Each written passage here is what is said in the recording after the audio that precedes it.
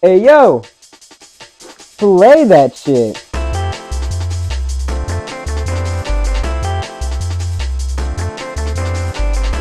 If I had to describe my experience with Demon's Souls, it would probably be a giant sign that says good enough, followed by a couple of...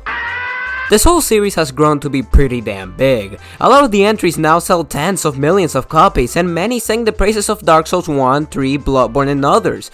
But I don't know if it's just me, but I feel like despite people talking and praising the beginning of the Dark Souls series, they don't really talk about the beginning of the Souls series. I mean, I heard about Demon's Souls beforehand, I've known that it was the beginning of the Souls series, but that's really the extent of my information on the game, even though the game apparently sold past the initial expectations of publishers. I never hear anything about the game, and it's puzzling to be frank. I think the first time I truly saw gameplay from the game was when they announced the remake that would release on the PS5, and even then a lot of the elements of the game were an enigma to me. I can imagine that a lot of people first experienced the game through the PS5 remake, and that is pretty much the reason of why I decided to cover the game now instead of before Souls 1.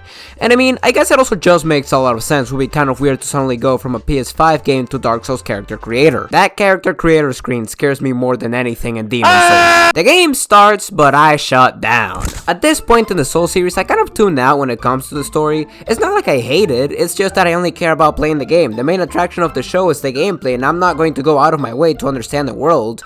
So, in summary, whatever happens, I'll be there no matter what! The beginning of the game definitely makes me feel like I'm playing a Souls game, which means the game plays exactly how you would expect a Souls game to play. Obviously, the features that were present in the later games, like jumps and jump attacks, weapon arts, and other stuff like that will be missing, but the core of the game will remain pretty much the same. I think that it is very hard to screw up the controls of a character in Souls, because it is a game where the playstyle is meant to be malleable, playing the game the way that it feels correct for the player, and how the character feels is directly decided by what the player levels up and what items they choose and whatnot. So, unless the game is Dark Souls 2, 9 out of 10 times the game will play just fine. Listen man, I'm gonna make a guy that's agile, hits hard, and has a big ass dragon bone, and god damn it, I will never hate it. What I will say that I wasn't expecting was literally everything else about this game. You finish the tutorial and get sent to the main hub of the game, get told what your objective is, but after this you can kind of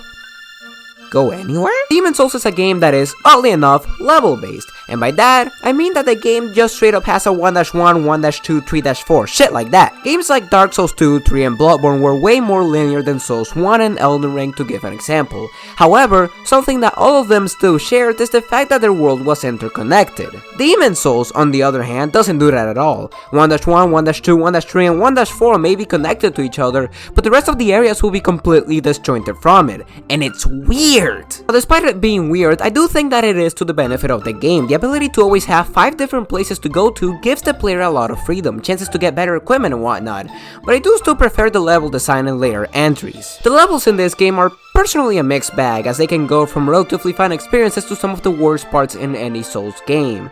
Matter of fact, I think that's just a pretty good way to describe Demon's Souls in general. The level design was fine, for the most part. The amount of level that you had to go through from one boss to the next definitely did feel longer than the average Soul experience, as the bonfires of this game are essentially the stop signs in Sonic. You beat one boss, and that becomes the starting point for the next chunk of the area.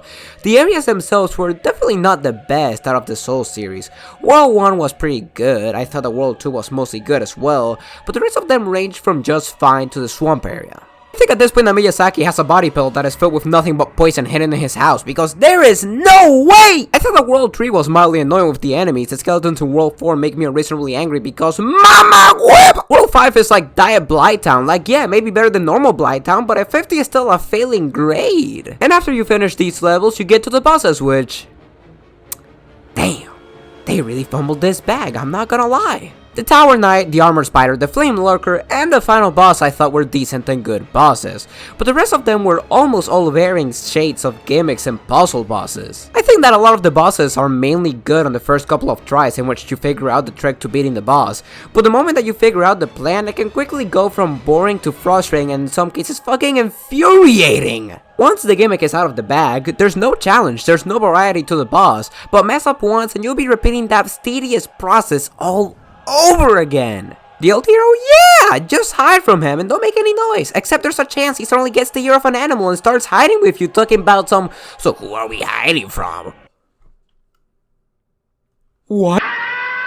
And some of the other bosses that aren't like that still are just stupid easy, being too slow or too predictable. Out of all the bosses in the game, the worst one by far has got to be the Dragon God, and what a shame that it is. In Sekiro, the best fight is the one dragon fight available in the game. Normally dragon fights are pretty damn good in any video game, but the dragon ain't even a fight. It's a poor version of Metal Gear. Sneak around and hope he doesn't see you because... yeah. And even worse than the bosses are some of the boss runs that you have to do in order to get to them, because they can be the worst. I have already mentioned in previous videos that I already don't like the idea of the run, but this game makes that issue be 10 times as noticeable as before, because if you're lucky, and I mean very lucky, there will be a shortcut that drastically reduces the amount of time that it takes to get to the boss, but for the most part you will lack such fortune. You will go from this bonfire through the intended path do this boss, get your ass kicked, and repeat the process. Oh, how fucking lovely! Even if many of the bosses are not that challenging, there is a good chance that you'll get tricked or not know what to do and die during the first couple of tries because, again, you don't know what to do. You're still trying to figure out how to beat the boss. So you definitely have to deal with the annoyance of having to go through this entire area all over again. While we're talking about annoyances, this game has the worst healing system in the Souls series. There are 0 Estus Flask or anything of that sort. In this game there are healing herbs and a lot of them. They are not permanent, meaning that you will have to grind for them if you run out. Son of a bitch. Also, since I don't really know where to put it, I don't really understand the world tendency all that much. It's meant to be a whole thing. Do certain things and the game may punish you or reward you, but I didn't know what to do and what not to, so I ended up often getting my ass beat by Dark World tendencies. I mean, I never really cared for the mechanic except for when I wanted to get the Dragon Bone Smasher, but instead of actually playing by the rules of the game, I simply ascended into a higher plane by fucking walking through it. I mean, it was so simple, man. Now, I will say that I like the challenge that the game provides with its version of humanity. There's a bit of resource management with the humanity of this game, as whenever you die you lose a huge chunk of health, and unless you find the item that lessens the amount of health lost after death, that bad boy will split clean in half every time you die. Dark Souls 2 had a similar mechanic, but in that game I thought the mechanic was very easy to circumvent and kind of pointless, and as a result I didn't think it should have been in the game at all. I mean, you die and it like fucking nips away at your health, and it keeps taking small bites out of your health every time you die, and once it finally reaches a point in which you think that it can make a difference, you just grab one of the many human effigies you probably have saved and... alright, run it back, no balls. In this game, however, it felt like you kind of had to strategize with it. Your health is immediately dropped to half, and the items that restore your lost health are few and far in between. So if you ever fight a boss, you have to think to yourself whether that attempt is the one in which you win, and whether you're gonna use the extra insurance and regain your lost health, which gives you more room for error, but if you die again, you will suffer several consequences, have wasted an item, and made a lot of enemies in the world stronger as well. So there's an element of risk versus reward that you have to take into account, and I don't know, I kind of actually like that. I just wish that the bosses themselves were better. You know, now that I'm thinking about it, there's a good chance that the original game was rushed. I mean, the final area in 4 out of the 5 worlds has the checkpoint and essentially be right next to the boss.